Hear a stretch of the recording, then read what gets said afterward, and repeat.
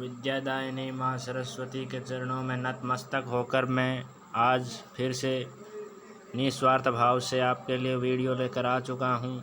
अगर आपको वीडियो पसंद आए तो लाइक करना और इसी प्रकार के वीडियो पाते रहने के लिए यूट्यूब चैनल एनजे मोटिव को सब्सक्राइब कर बेल आइकन को प्रेस करना, ताकि आने वाले हर एक लेटेस्ट वीडियो का नोटिफिकेशन आपके पास सबसे पहले आए। तो मित्रों, मैं आपको बता देना चाहता हूं कि आपके भाषा संज्ञान और समाज का पेपर किस प्रकार आएगा। तो इसमें आपके 2 ऑब्जेक्टिव क्वेश्चन पूछे जाएंगे। 2 ऑब्जेक्टिव जो आधे आधे नंबर के होंगे। उसके बाद में आपसे पूछा जाएगा दोस्तों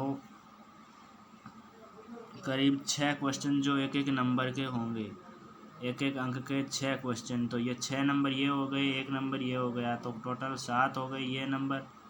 फिर आपके प्रश्न पूछे जाएंगे, 4 प्रश्न पूछे जाएंगे 3-3 नंबर के दोस्तों। 4 क्वेश्चन 3 नंबर के, जो कि हो गए 12 अंकों के। फिर 2 क्वेश्चन पूछे जाएंगे 8-8 नंबर के, 8 नंबर के 2, अर्थात 16 नंबर ये और 12 ये, 28 + 7 35 नंबर का आपके पेपर होना है।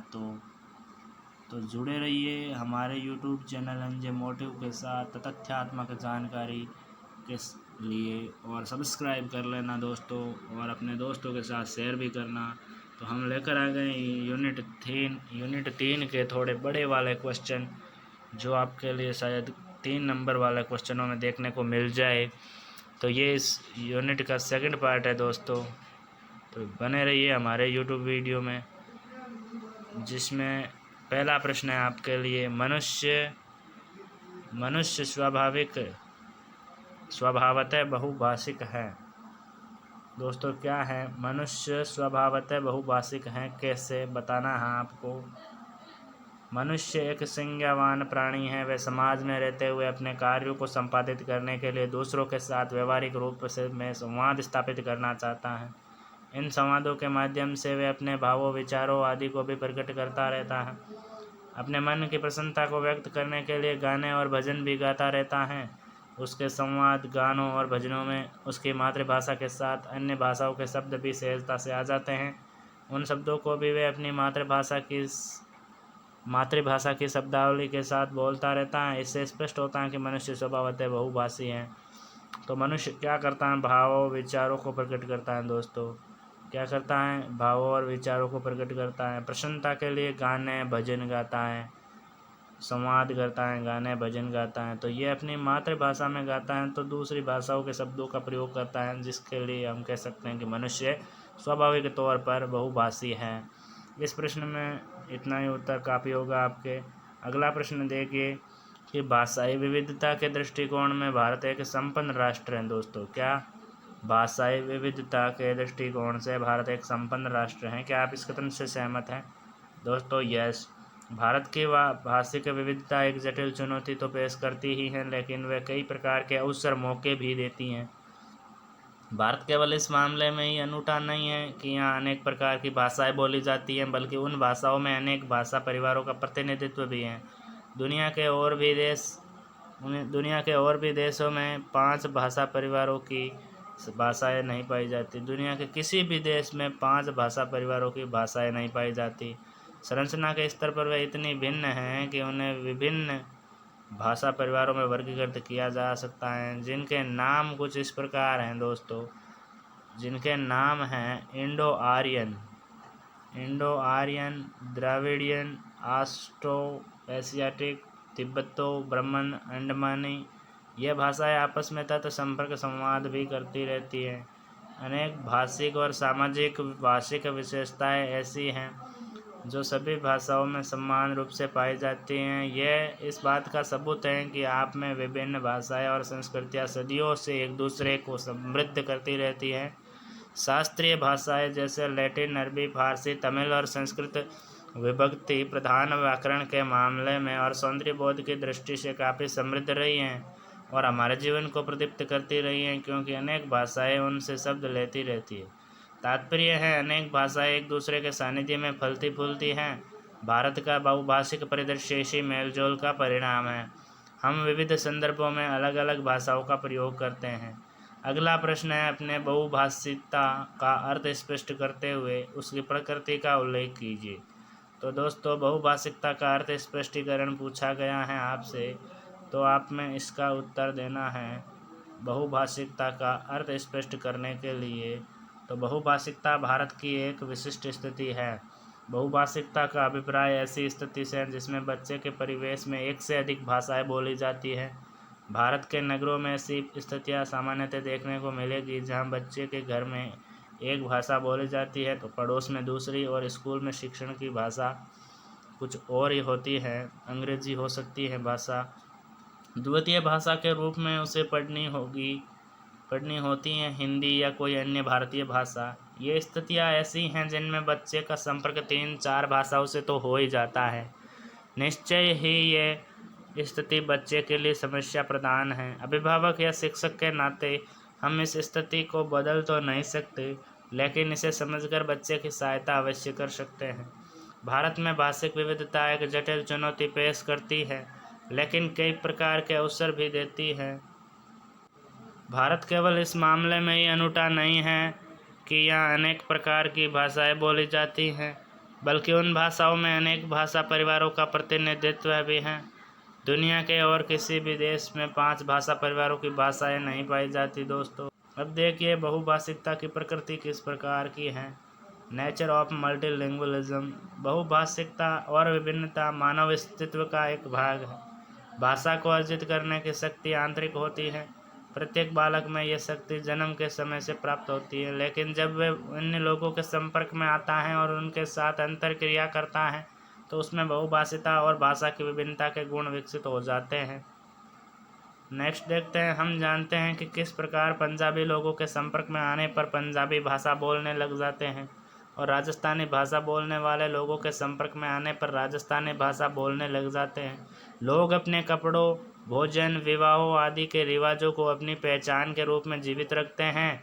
इसी प्रकार वे अपनी बहुभाषिता को अपनी भाषाई पहचान के रूप में जीवित रखते हैं। भाषाई पहचान बहुत ही आधारभूत पहचान होती है, क्योंकि अन्य पहचान भाषाई पहचान के माध्यम से ही दिखाई देती है। अब बेन साइट क्या कहते हैं भाषाई बहुभाषिकता के संदर्भ में? वे कहते हैं कि वास्तव में भाषा के माध्यम से ही व्यक्ति अपने आप को एक विषय के रूप में स्थापित करता है, क्योंकि भाषा ही व्यक्ति के अहम को वास्तविकता में प्रकट करती है। अगला प्रश्न है, बहुभाषिकता विद्यार्थी के लिए वरदान है या अभिशाप? स्पष्ट कीजिए। बहुभाषिकता भाषा सीखने का एक महत्वपूर्ण संसाधन है। बहुभाषिकता विद्यार्थियों के लिए वरदान है या अभिशाप? स्पष्ट कीजिए। अथवा मैं पूछ सकते हैं इसी प्रश्न को, बहुभाषिकता भाषा सीखने का एक महत्वपूर्ण संसाधन है, उपयुक्त कथन की व्याख्या कीजिए। तो बच्चों में भाषा की जन्मजात क्षमता होती है। हम रोज़मर्रा के अनुभव से जानते हैं कि ज़्यादातर बच्चे स्कूल की शिक्षा की शुरुआत से पहले ही भाषा की जटिलताओं और नियमों को आत्मसात कर पूर्ण भाषिक क्षमता रखते हैं।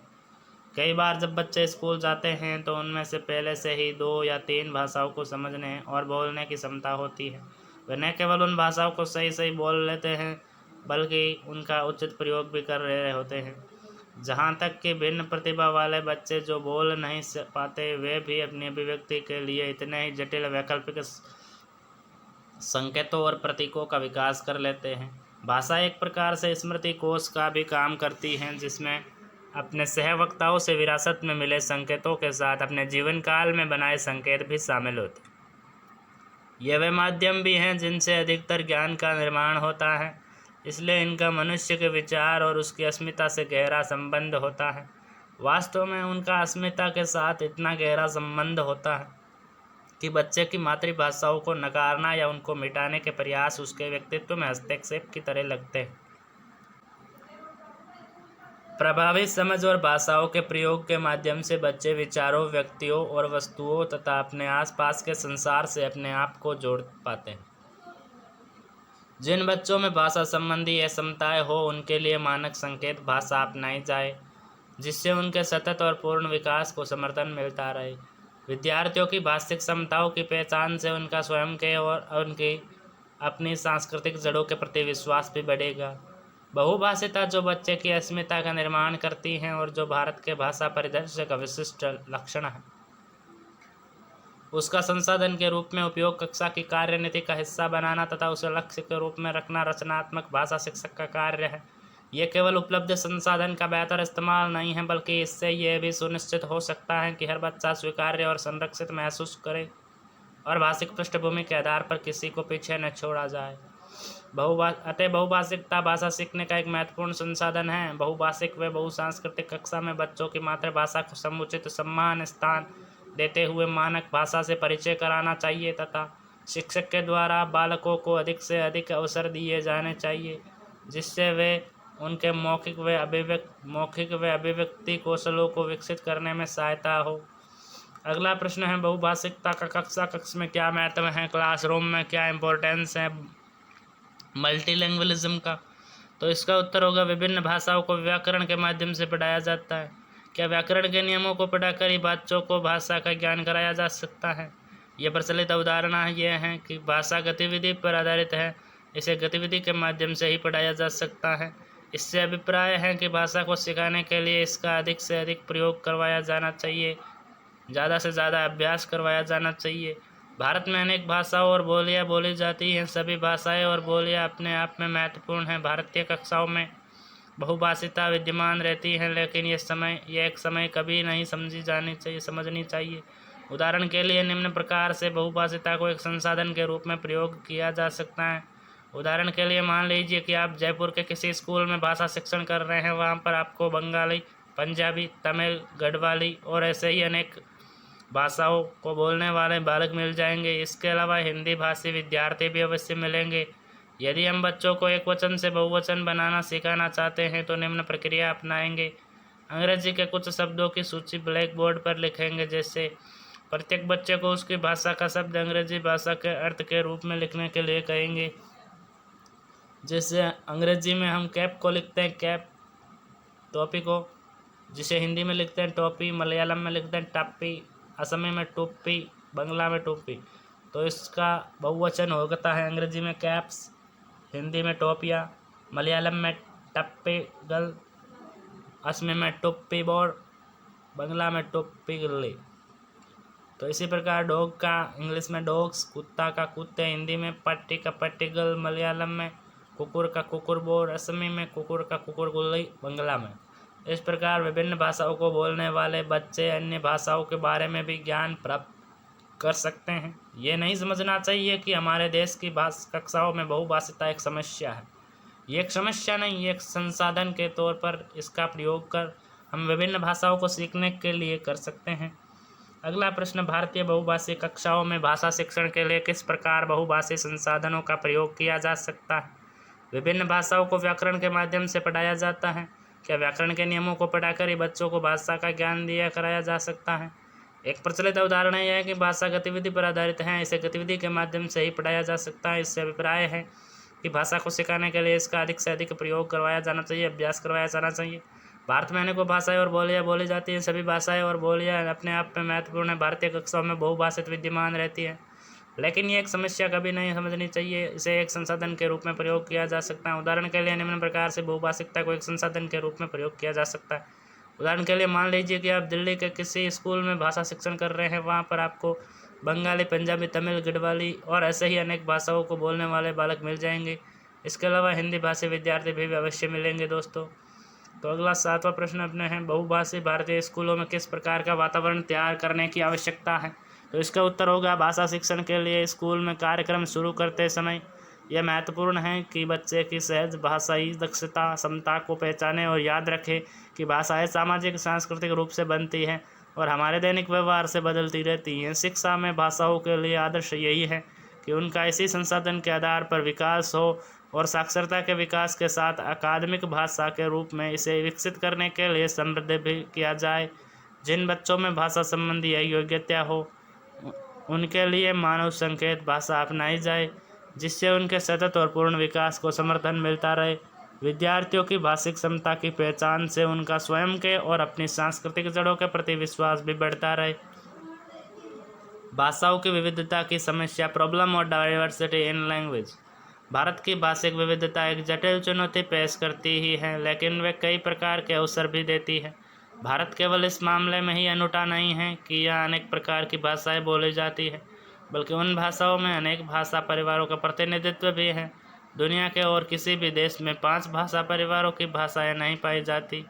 आज हम ये निश्चित रूप से जानते हैं कि द्विभाषिकता या बहुभाषिकता से निश्चित संज्ञानात्मक लाभ होते हैं।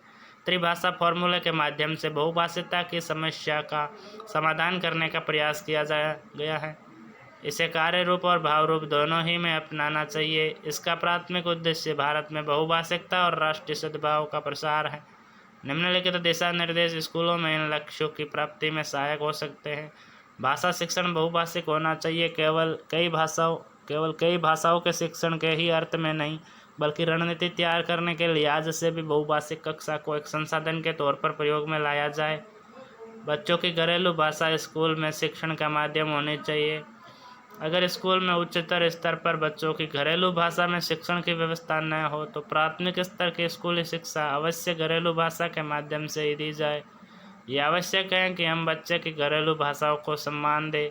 हमारे संविधान की धारा 350 के मुताबिक प्रत्येक राज्य और राज्य के भीतर प्रत्येक स्थानीय प्राधिकारी भाषाई अल्पसंख्यक वर्गों के बालकों को शिक्षा के प्राथमिक स्तर पर मातृभाषा में शिक्षा की पर्याप्त सुविधाओं की व्यवस्था करने का प्रयास करेगा।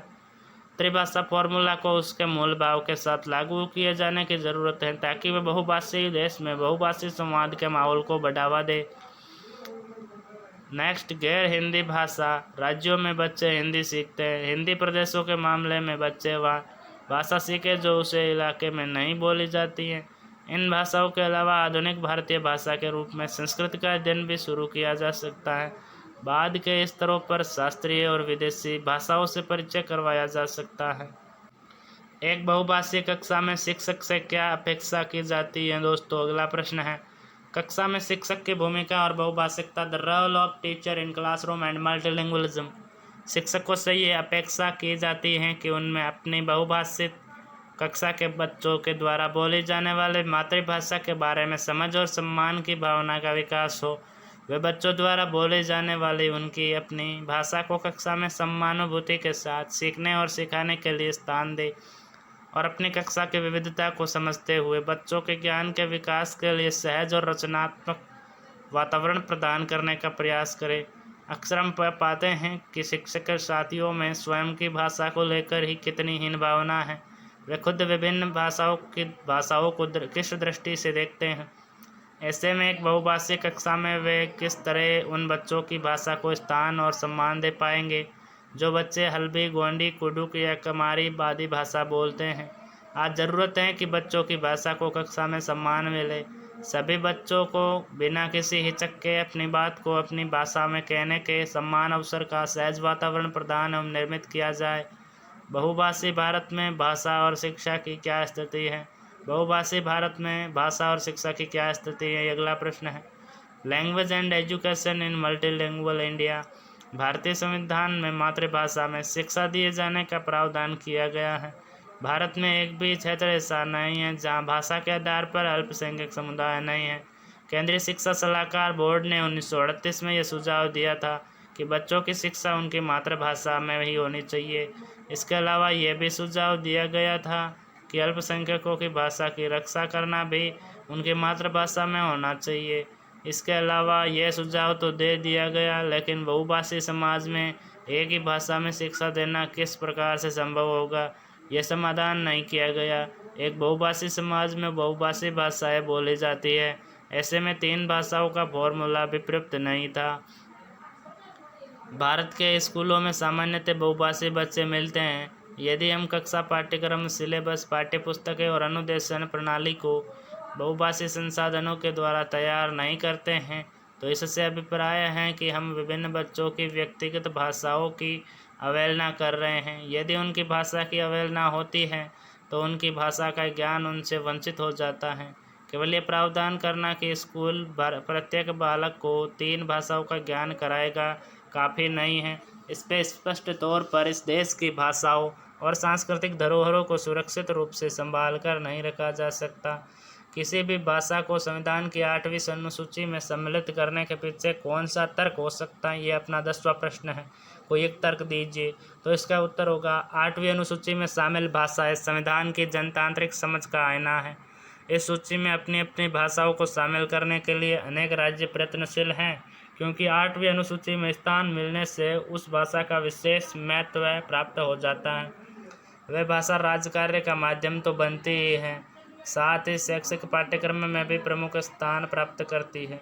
इसके अतिरिक्त भाषा के विकास हेतु सरकारी अनुदान मिलना, स्थानीय रचनाकारों व प्रतिभाओं का मौका मिलना, केंद्रीय प्रशासनिक सेवा से संबंधित परीक्षाओं में भाषा विषय के रूप में प्रतिनिधित्व मिलना, न्यायालयों में कार्य करने की भाषा का विकल्प बनना, साहित्य अकादमी में महत्व प्राप्त होना आदि फायदे प्राप्त होते हैं। किसी भाषा को संविधान की 8वीं अनुसूची में शामिल हो जाने पर क्या क्या लाभ मिलते हैं? तो इसका उत्तर होगा किसी भाषा को संविधान की 8वीं अनुसूची में शामिल हो जाने पर उस भाषा का महत्व तो बढ़ ही जाता है, साथ ही वह भाषा राज्य कार्य का माध्यम बन जाती है और शैक्षिक पाठ्यक्रम में भी प्रमुख स्थान प्राप्त कर लेती है।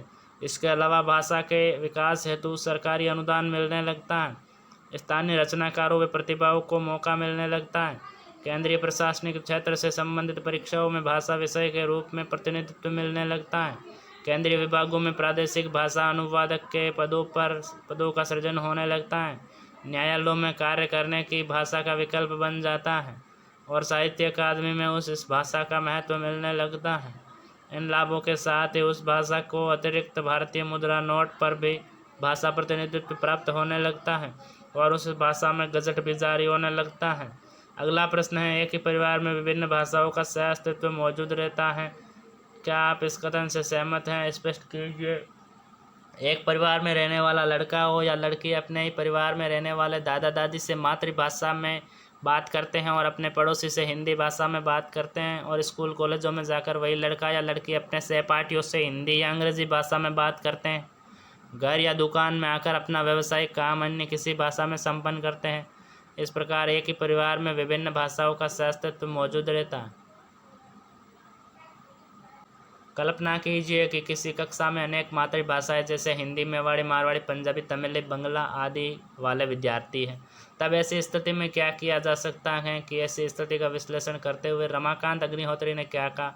रमाकांत अग्निहोत्री ने ऐसी स्थिति का विश्लेषण करते हुए कहा है कि अध्यापक बच्चों से पूछकर हिंदी के कुछ शब्द बोर्ड पर लिख देता है, फिर उन्हीं से पूछकर उनके बहुवचन लिख देता है। उसके बाद अध्यापक का कार्य लगभग खत्म हो जाता है। तब तमिल बच्चा उठकर उन्हीं शब्दों में एक वचन या बहुवचन सभी बच्चों को सिखाता व लिखवाता है। कोई भी भाषा किसी भी लिपि में लिखी जा सकती है। अध्यापक भी इस प्रक्रिया में कुछ तमिल शब्द सीख रहा है। बच्चों के साथ बैठना, इसके बाद उसकी तरह बंगाली बच्चों की बारी आती है। काफ़ी मसाला हो गया। 2 दिन के लिए बच्चों को 3 भाषाओं में एक वचन बहुवचन बनाने के लिए नियम निकालने हैं। वे सारी कक्षा को समझाने हैं, अध्यापक को भी समझाने हैं। अगला 14वां प्रश्न है, कल्पना कीजिए आप किसी ऐसे विद्यालय में अध्यापन कर रही हैं जहां कक्षा की स्थिति बहुभाषिक है। कल्पना कीजिए आप किसी ऐसे विद्यालय में अध्यापन कर रही हैं जहां कक्षा की स्थिति बहुभाषिक है। ऐसी स्थिति में किसी विषय के अध्यापन को कारगर बनाने के लिए गतिविधि का निर्माण कीजिए। अक्सर बच्चे अलग अलग स्थितियों में विभिन्न भाषाओं का प्रयोग करते हैं। अध्यापन के सिलसिले में हम भी प्राय स्थानीय भाषाओं का प्रयोग करते हैं। बहुभाषिकता केवल साक्षरता में ही नहीं अपितु भाषा शिक्षण में बहुत मददगार हो सकती है। वास्तव में हमारे लिए ज़रूरी है कि हम ऐसे तरीके निकालें जिनका आधार बहुभाषिकता ही हो। उदाहरण के लिए यदि 8वीं की कक्षा में अनेक मातृभाषाओं जैसे हिंदी, मेवाड़ी, मारवाड़ी, पंजाबी, तमिल, बंगला आदि वाले विद्यार्थी हो, तब ऐसी स्थिति में हम निम्नलिखित गतिविधि का आयोजन कर सकते हैं। हम बच्चों से पूछकर हिंदी के कुछ शब्द बोर्ड पर लिख देते हैं, फिर उन्हीं से उनके बहुवचन पूछकर लिख देते हैं। हमारा काम लगभग खत्म। अब तमिल बच्चा उठकर इन्हीं शब्दों के एक वचन या बहुवचन सभी बच्चों को सिखाता व लिखवाता है। देवनागरी लिपि में तमिल लिखी जा सकती है। कोई भी भाषा किसी भी लिपि में लिखी जा सकती है। हम भी इस प्रक्रिया में कुछ तमिल शब्द सीख रहे हैं। बच्चों के साथ बैठ उसके बाद उसी तरह बंगाली बच्चे की बारी आती है। बच्चों को 3 भाषाओं के एक वचन बहुवचन बनाने के लिए नियम निकालने हैं, वे सारी कक्षा को समझाने हैं। अगला प्रश्न है, भारत में बहुभाषिकता की आवश्यकता क्यों बताई गई? भारत एक बहुभाषी देश है। भारत देश में अनेक भाषाएं व बोलियां बोली जाती हैं। संविधान द्वारा 22 भाषाओं को मान्यता प्रदान की गई है। इनमें से कई भाषाएं स्कूलों में पढ़ाई भी जाती है। मातृभाषाएं स्कूलों के माध्यम के रूप में प्रयुक्त की जाती हैं। भाषा की इतनी विविधता के बावजूद भी कई भाषिक व सांस्कृतिक तत्व भारत को ही एक ही भाषिक एवं सामाजिक भाषिक क्षेत्र के रूप में बांधते हैं। हमारे देश में सामाजिक सौहार्दता को बढ़ाने के लिए एक दूसरे की भाषा व संस्कृति को सम्मान देना आवश्यक है। भारत में रहने वाले प्रत्येक व्यक्ति को यथासंभव मातृभाषा के अलावा देश की अन्य भाषाओं को भी सीखने का प्रयत्न करना चाहिए। बहुभाषिकता संज्ञानात्मक विकास व शैक्षणिक विकास के लिए आवश्यक है। अगला प्रश्न, भारत में बहुभाषिकता का संदर्भ पश्चिम के भाषा संदर्भों से किस प्रकार अलग है? अपना दृष्टिकोण व्यक्त कीजिए। अक्सर बच्चे अलग अलग स्थितियों में विभिन्न भाषाओं का प्रयोग करते हैं। अध्यापन के सिलसिले में हम भी प्राय स्थानीय भाषाओं का प्रयोग करते हैं। बहुभाषिकता और शिक्षक संदर्भों से जुड़े दो मसले महत्वपूर्ण हैं। एक ये कि भाषा शिक्षण में बहुभाषिकता की अवधारणा का क्या उपयोग है।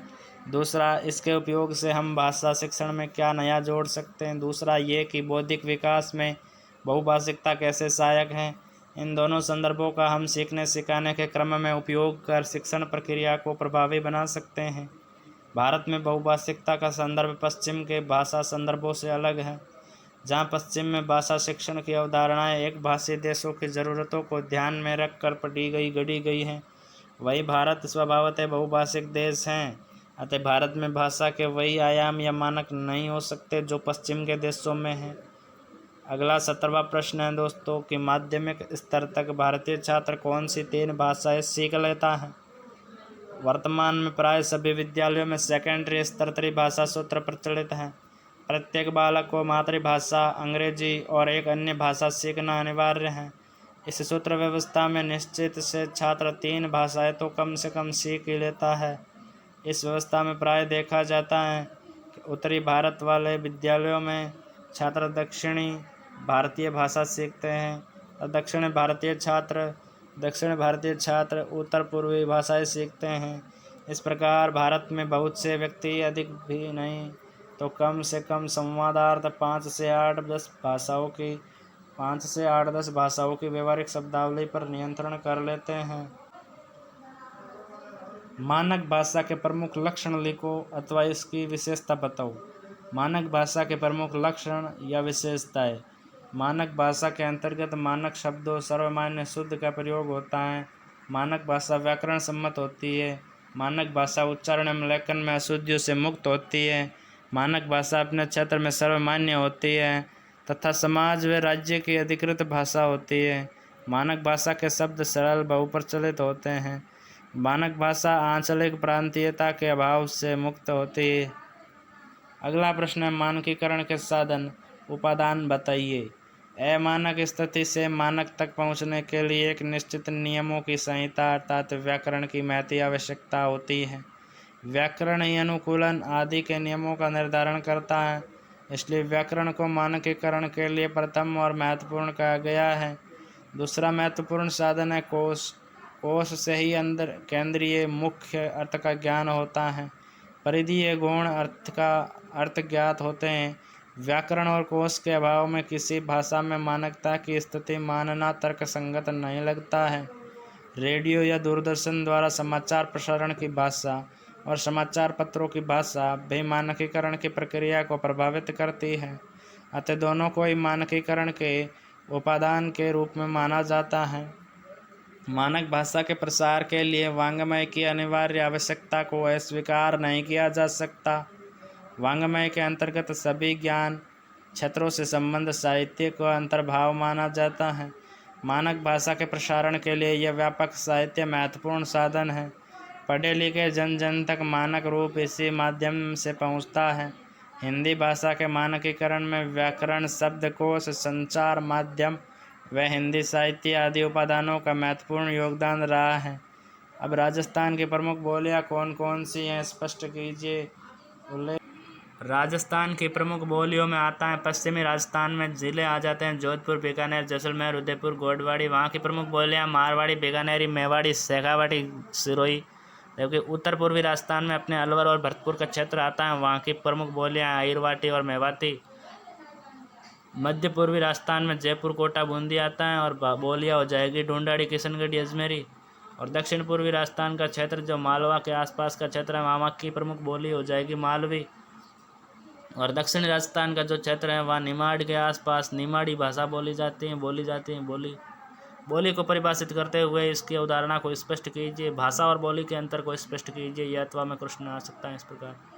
क्वेश्चन, बोली की परिभाषा। बोली किसी भाषा के एक ऐसे सीमित क्षेत्रीय रूप को कहते हैं जो ध्वनि, रूप, वाक्य गठन, अर्थ, शब्द समूह तथा मुहावरे आदि की दृष्टि से उस भाषा के परिनिष्ठित तथा अन्य क्षेत्रीय रूपों से भिन्न होती है, किंतु इतना भिन्न नहीं कि अन्य रूपों के बोलने वाले उसे समझ न सके। साथ ही जिसके अपने क्षेत्र में कहीं भी बोलने वालों के उच्चारण, रूप रचना, वाक्य गठन, अर्थ, शब्द समूह तथा मुहावरों आदि में कोई बहुत स्पष्ट और महत्वपूर्ण भिन्नता नहीं होती। बोली शब्द अंग्रेजी के डायलेक्ट का प्रयोगी शब्द हैं। किसी छोटे क्षेत्र की ऐसी व्यक्त बोलियों का सामूहिक रूप जिनमें आपस में कोई विशेष अंतर न हो स्थानीय बोली या उपबोली कहलाती है। इसी प्रकार बहुत सी मिलती जुलती उपबोलियों का सामूहिक रूप बोली है और मिलती जुलती बोलियों का सामूहिक रूप भाषा है। अतः एक भाषा क्षेत्र में कई बोलियां होती हैं और एक बोली में कई उपबोलियां। किसी भाषा की एक शाखा का अन्य से संबंध, विच्छेद या अलग होना ही बोली के बनने का प्रधान कारण है। हिंदी में अवधी, ब्रज, भोजपुरी आदि बोलियां इसी प्रकार विकसित हुई हैं। कभी कभी आसपास की भाषाओं के प्रभाव के कारण भी एक भाषा में एक क्षेत्रीय रूप विकसित हो जाता है और वे बोली का रूप धारण कर लेता है। एक ही भाषा बोलने व उपयोग करने वाले समूह में ऐसे छोटे छोटे भाषा के कई समुदाय हो सकते हैं जिनके भाषा प्रयोग के तरीकों के खास किस्म के लक्षण हैं। यदि इस छोटे छोटे उपसमूहों में द्वारा प्रयोग की जा रही भाषा के ढंग अलग अलग तो हैं, पर इतना भी अलग नहीं कि लोग एक दूसरे की बात को समझ ना पाए। भाषा व बोली के मध्य विभाजन रेखा नहीं खींच सकते, लेकिन बोली और भाषा का संबंध उलझा हुआ जटिल रूप है। हम चाहकर भी उनको अलग अलग नहीं कर सकते। भाषा और बोली में क्या अंतर है देखिए। भाषा का क्षेत्र तो अपेक्षाकृत बड़ा होता है, जबकि बोली का क्षेत्र होता है भाषा की बजाय छोटा। भाषा के अंतर्गत कई बोलियां हो सकती है, जबकि भाषा बोली के अंतर्गत नहीं आती। बोली भाषा से ही उत्पन्न होती है, जबकि भाषा बोली में माँ बेटी का संबंध है। बोली का प्रयोग साधारण बोलचाल में व लोक साहित्य सृजन में होता है, जबकि भाषा का परिनिष्ठित रूप साहित्य, शिक्षा अथवा शासन संबंधी कार्यों में व्यवहार हेतु प्रयुक्त होता है। जनसाधारण द्वारा बोली जाने वाली भाषा बोली कहलाती है और जब उसे व्याकरणिक कसौटी द्वारा परिमार्जित कर दिया जाता है तब वह भाषा कहलाती है। क्या बहुभाषिकता का संज्ञानात्मक विकास और शैक्षिक उपलब्धि से गहरा सकारात्मक संबंध है? अगला प्रश्न क्या है दोस्तों, क्या बहुभाषिकता का संज्ञानात्मक विकास और शैक्षिक उपलब्धि से गहरा सकारात्मक संबंध है? इस संबंध में अपना मत स्पष्ट कीजिए। तो इसका उत्तर होगा, भाषा के विभिन्न शोध ये बताते हैं कि बहुभाषिकता का संज्ञानात्मक विकास और शैक्षिक उपलब्धि से गहरा सकारात्मक संबंध है। दो भाषा बोलने वाले बच्चे न केवल अन्य भाषाओं पर अच्छा नियंत्रण रखते हैं, बल्कि शैक्षणिक स्तर पर भी ज़्यादा रचनात्मक होते हैं। साथ ही उनमें ज़्यादा सामाजिकता और सहिष्णुता भी पाई जाती है। भाषिक खाने की व्यापक व्यवस्था पर नियंत्रण उन्हें विविध प्रकार की व विविध स्तर की सामाजिक परिस्थितियों से कुशलतापूर्वक जूझने में सहायता होते हैं। साथ ही इस बात के पक्के सबूत मिलते हैं कि बहुभाषी बच्चे विविध सोच में ज़्यादा अच्छा प्रदर्शन करते हैं। यानी बहुभाषिकता शिक्षण को कारगर बनाने में सहायता तो है ही, वह व्यक्ति के बौद्धिक स्तर और लोकतांत्रिक संवेदना के विकास में भी महत्वपूर्ण भूमिका निभाती है। अगला प्रश्न है, स्कूल की दुनिया में बहुभाषिकता के प्रवेश के क्या मायने हैं? तर्क सहित अपना मत स्पष्ट कीजिए। स्कूल की दुनिया में बहुभाषिकता के प्रवेश के क्या मायने हैं और तर्क सहित अपना मत स्पष्ट कीजिए। स्कूल की दुनिया में बहुभाषिकता के प्रवेश के मायने यह हैं कि इससे स्कूल की दुनिया व स्कूल के बाहर की दुनिया में पाई जाने वाली दूरी को पाटा जा सकता है। बहुभाषिकता को सीखने सिखाने की प्रक्रिया में जगह देने का दूसरा अर्थ है कि हम विद्यार्थी की सामाजिक सांस्कृतिक पृष्ठभूमि को भी जगह दे रहे हैं। इसका नतीजा ये होगा कि इससे विद्यार्थी सीखने सिखाने की प्रक्रिया में सहजता और जुड़ाव महसूस करेंगे। इस तरह से वे अपनी मन की अपनी बन रही भाषा में अभिव्यक्ति का विश्वास भी हासिल करेंगे।